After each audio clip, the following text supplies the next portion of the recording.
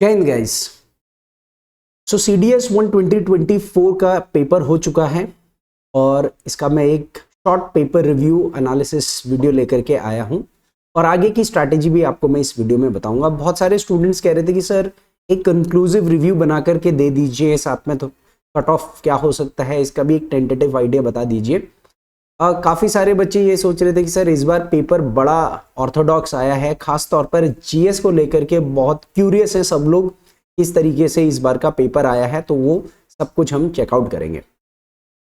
तो देखो, सबसे पहले तो मैं आपको बता दूं कि CDS 1 2024 में क्वेश्चंस के ब्रेकअप कैसे रहे हैं। तो सबसे पहले मैं हिस्ट्री का अगर पोर्शन चेकआउट करता हूं तो यहाँ पर 20 से 22 क्वेश्चंस बन रहे हैं, यानी कि हिस्ट्री से काफी ज्यादा क्वेश्चंस पूछे गए हैं। और हिस्ट्री में NCERT लाइक ऑलवेज NCERT का भरपूर उपयोग किया गया है और खास तौर पर जो साउथ इंडिया की जो हिस्ट्री है वो बहुत ज्यादा यहाँ पर पूछी गई है। इवन मिडिवल हिस्ट्री से काफी क्वेश्चंस हैं और सदर्न इंडिया की medieval history, art and culture को लिंक करके काफी क्वेश्चंस पुटअप किए गए हैं। ताज्जुब की बात ये नहीं कि सर ये क्वेश्चंस कहाँ से पूछे गए हैं, क्योंकि ये सब NCERT में दे रखे हैं। और अगर आपने मेरा कंक्लूसिव कोर्स, मेरा फाउंडेशन कोर्स सिविल सर्विसेज वाला जो है वो अगर मेरे ऐप पे किया होगा तो सारे के सारे क्वेश्चंस मैक्सिमम उसमें से इजीली हो सकते हैं। तो हिस्ट्री ठीक था, एवरेज टू डिफिकल्ट लेवल पर था। इकोनॉमिक्स के 20 से 22 क्वेश्चंस थे, इसमें मैंने करंट इकोनॉमिक्स हटाई है तो लगभग 20 से 22 क्वेश्चंस थे। और यहाँ पर सबसे बड़ी इंपॉर्टेंट चीज ये है कि माइक्रो इकोनॉमिक्स बहुत अच्छे लेवल पर पूछी गई है इस बार। और जनरली CDS में जो एक नरेशन होता है कि इकोनॉमिक्स को छोड़ दिया जाए, क्योंकि थोड़े बहुत तो क्वेश्चन आते हैं उसमें 8-10 क्वेश्चन, 12 क्वेश्चन, लेकिन इस बार ये बड़ा आश्चर्य दिया है कि UPSC ने CDS में इकोनॉमिक्स के काफी अच्छे लेवल पर क्वेश्चंस पुटअप किए हैं। तो ये एक चैलेंजिंग पोर्शन था और यहाँ पर एक एवरेज स्टूडेंट के लिए 4-5 क्वेश्चन से ज्यादा सॉल्व होते हुए नहीं दिख रहे हैं। तो it was a surprising thing. Economics again मैं फोकस करवाऊंगा NCERT क्लास 12 माइक्रो। यूट्यूब पर मेरी एक पूरी की पूरी प्लेलिस्ट है जहां पर मैंने वो करवा रखी है और उसके अलावा मैंने अपने कंक्लूसिव कोर्सेज में भी काफी कुछ कवर किया है, जहां से आप 20 में से लगभग 12 से 15 नंबर इजीली स्कोर कर सकते हैं। Geography 17 to 18 question average question पूछे गए हैं ज्योग्राफी में। एनवायरमेंटल ज्योग्राफी से काफी क्वेश्चन पुटअप किए गए हैं, ह्यूमन ज्योग्राफी से काफी क्वेश्चन पुटअप किए गए हैं और NCERT को खास तौर पर ध्यान में रख करके ज्योग्राफी में क्वेश्चंस पूछे गए हैं।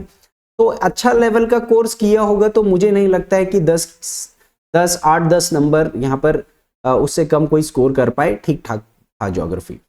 पॉलिटी इस बार मेरे को फिर से थोड़ा सा आश्चर्य हुआ है जिस तरीके से पॉलिटी में क्वेश्चंस पुटअप किए गए थे। लगभग 15 से 16 क्वेश्चंस पुटअप किए गए हैं और NCERT का बहुत ज्यादा इस्तेमाल किया गया है। 12th क्लास की NCERT से भी क्वेश्चन पूछे तो 11th क्लास की NCERT से पूछे हैं। जनरली जो एक नरेशन है कि लक्ष्मीकांत से ही मैक्सिमम क्वेश्चंस या ज्यादातर क्वेश्चंस बनते हैं, इस बार थोड़ा सा वह टूटता हुआ दिख रहा है। तो थोड़ा सा NCERT 11th 12th या 8th 7th 8th को भी फोकस करिए अगर आपको बहुत ज्यादा अच्छा स्कोर करना है, नहीं तो 5 से 7 क्वेश्चंस तो यहाँ पर इजीली बनते हुए दिख रहे हैं जिन्होंने NCERT नहीं भी पढ़ी है तो। 5th करंट अफेयर्स ठीक ठाक था, एवरेज था, बहुत ऐसा नहीं कि 20 22 25 क्वेश्चंस पूछे जा रहे हों। तो यहाँ पर इस बार करंट अफेयर्स में थोड़ी सी प्रोबेबिलिटी क्वेश्चंस की कम रही है as compare to few other patterns earlier. तो 16-17 क्वेश्चंस है तो यहाँ पर बच्चे इजीली एज कर सकते थे। 10 के आसपास क्वेश्चंस को अगर यहाँ से खींच लेते, अगर 8 से 10 क्वेश्चंस, तो जो इकोनॉमिक्स ज्यादा पूछी गई है वहां से वो थोड़ा सा कवर अप कर सकते थे। और साइंस एवरेज पूछा गया है, स्टैटिक साइंस है ऑलमोस्ट सारा का सारा 25 से 26 क्वेश्चंस यहाँ पर पूछे गए हैं। तो जो साइंस स्ट्रीम के स्टूडेंट्स हैं उनके लिए यहाँ पर 12 से 15 नंबर लाना कोई इतना मुश्किल नहीं है। आर्ट्स वालों के लिए 6 से 7 नंबर हो सकते हैं इसके अंदर। ऑन एन एवरेज देखा जाए तो देखिए, वैसे तो आपको 20% यहाँ पर लेकर के आना होता है GS के पेपर के अंदर क्वालिफाई करने के लिए।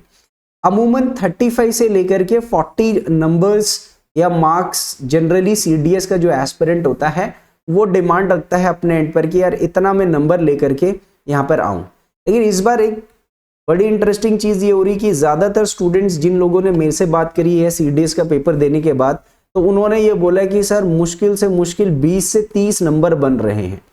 अब मुझे ये समझ में नहीं आ रहा है कि 20 से 30 क्यों बन रहे हैं, क्योंकि अगर हिस्ट्री में अगर 10 में से अगर यहाँ 5 से 7 भी एक एवरेज स्टूडेंट लाता है, इकोनॉमिक्स में अगर चलो 5 से 7 यहाँ पर भी लेकर के आता है, ज्योग्राफी में 8 से 9 नंबर इजीली डुएबल हैं, पॉलिटी में 6 से 7 नंबर इजीली डुएबल हैं, करंट अफेयर्स में लगभग 8 से 10 नंबर इजीली डुएबल हैं, और साइंस में अगर 7 से 8 नंबर भी आप लेकर के आते हो, और मैं इन सब का एक एवरेज लेकर के आता हूं 8 नंबर, एक एवरेज 8 नंबर लेकर के आता हूं, और 6 स्ट्रीम्स हैं तो 8 6 48 नंबर, यानी कि कहीं ना कहीं पर 45 से 50 जो क्वेश्चंस 50 से 60 क्वेश्चन 45 से 50 क्वेश्चंस आप सॉल्व कर सकते, तो 35 से 40 नंबर तो आप ला ही सकते हो। ऐसी इतनी भी बड़ी डिफिकल्टी नहीं होनी चाहिए, और बहुत ही एवरेज स्टूडेंट के लिए मैं बात कर रहा हूं, एक एवरेज स्टूडेंट के लिए मैं आपको बता रहा हूं कि 35 नंबर इजीली लाया जा सकता है,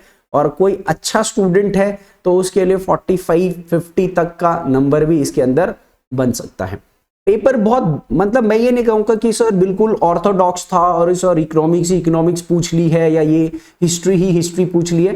हाँ, हिस्ट्री इकोनॉमिक्स कंपैरेटिवली थोड़ी ज्यादा है, तो ये यूपीएससी है, ये कभी ज्योग्राफी ज्यादा देगा, कभी पॉलिटी ज्यादा देता है, तो आप बैलेंस करके जाइए ना, आप छोड़ क्यों रहे सब्जेक्ट्स को? हमेशा सब्जेक्ट्स को छोड़े ना कुछ पढ़ करके जाइए। बैलेंस्ड है, आप देखिए बिल्कुल बैलेंस पेपर बना रखा है, और एक बहुत अच्छा पेपर बना रखा है, इसी तरीके का पेपर बनना चाहिए। अब मैं यहाँ पर एक और एनालिसिस यहाँ पर बताना चाहूंगा कि सर पेपर का जो लेवल था वो किस लेवल पर था। तो पेपर का अगर आप लेवल की बात करते हो, तो जो पेपर लेवल यहाँ पर रहा है,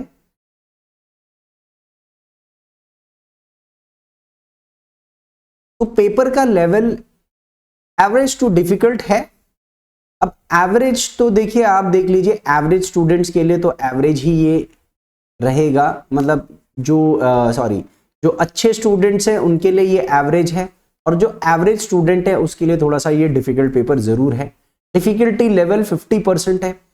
देखिए, यूपीएससी के आप एस्पिरेंट हो, आप 6 महीने साल भर की तैयारी कर रहे हो, और इतनी तैयारी करने के बाद भी अगर आपसे ऐसे पेपर्स नहीं हो पाए, तो इसका मतलब आप गलत दिशा में तैयारी कर रहे हो, आपका जीएस सही नहीं है, आप बहुत शॉर्ट जीएस पढ़ रहे हो, बहुत ज्यादा फैक्चुअल जीएस पढ़ रहे हो, बहुत ज्यादा सेलेक्टिव जीएस पढ़ रहे हो। सर अब वो दौर नहीं रह गया है, जो लोग short GS, factual GS, selective GS की आपको 2 से 3 महीने के कोर्सेज की जो गाइडेंस देते हैं ना सर, ये फेल्ड है सर, ये स्ट्रैटेजी बिल्कुल काम नहीं आएगी। आपको एक अच्छा कोर्स पढ़ना ही पढ़ना है, और आपको सारे सब्जेक्ट्स पढ़ने हैं, आप एक भी सब्जेक्ट छोड़ नहीं सकते हैं, तो सारे सब्जेक्ट्स पढ़ने हैं। एटलीस्ट आर्ट्स के सब्जेक्ट्स तो आपको पढ़ने ही पढ़ने हैं सारे के सारे अच्छे से, प्रोवाइडेड साइंस भी पढ़नी है, लेकिन यहाँ पर आर्ट्स के सब्जेक्ट मेरिट मेकिंग में ज्यादा मैटर करता है।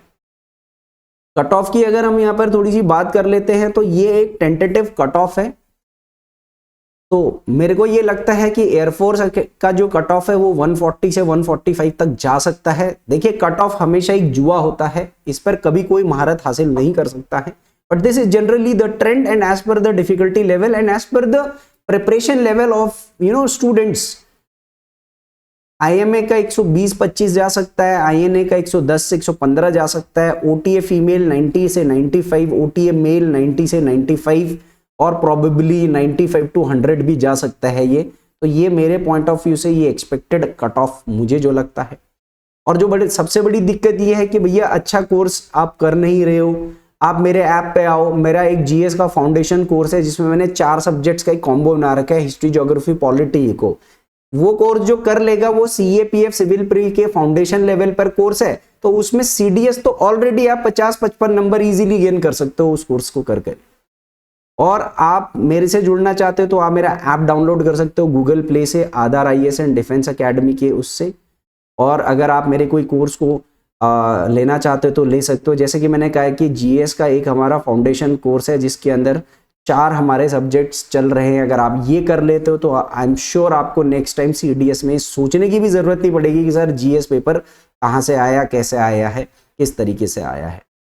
और इसके अलावा CAPF असिस्टेंट कमांडेंट के लिए भी आपको बहुत सतर्क होना है। सबसे बड़ी प्रॉब्लम उनकी है पेपर टू राइटिंग स्किल की गाइडेंस कहीं नहीं मिल पा रही है, क्योंकि आप जो लिखते हैं उसका कोई फीडबैक नहीं देता है, और अगर आपको पर्सनलाइज फीडबैक के तहत गाइडेंस मिल जाए तो फिर बात ही क्या हो जाएगी। तो इसी के लिए हमारा एक CAPF पेपर 2 का ऑनलाइन कोर्स है विद पर्सनलाइज फीडबैक, जिसमें एसे, आर्ग्यूमेंट, रिपोर्ट, प्रेसिस सारी राइटिंग्स करवाई जाएगी। आप जो लिखोगे उसको चेक भी किया जाएगा और आपको सुधारा भी जाएगा। ये 3 मंथ का कोर्स है और ये इसके लिए भी आप मेरे ऐप पे आ सकते हैं और आप इस कोर्स को एनरोल हो सकते हैं। ठीक है, 30 अप्रैल से पहले अगर आप ज्वाइन करते हो तो आपको इस कोर्स को ज्वाइन करने के लिए 50% का डिस्काउंट मिलेगा, जिसके लिए आप इस कोर्स को लेते वक्त 50 ऑफ ये डिस्काउंट कोड यूज कर सकते हो। फिर मैं बता रहा हूं 50 ऑफ ये डिस्काउंट कोड यूज कर सकते हो 30 अप्रैल से पहले अगर आप इस कोर्स को एनरोल होते हो तो 1 मई से ये कोर्स स्टार्ट हो रहा है। और इसके अलावा आप मुझे इन कॉन्टैक्ट डिटेल से भी रीच आउट कर सकते हो। So thank you very much and do share the video.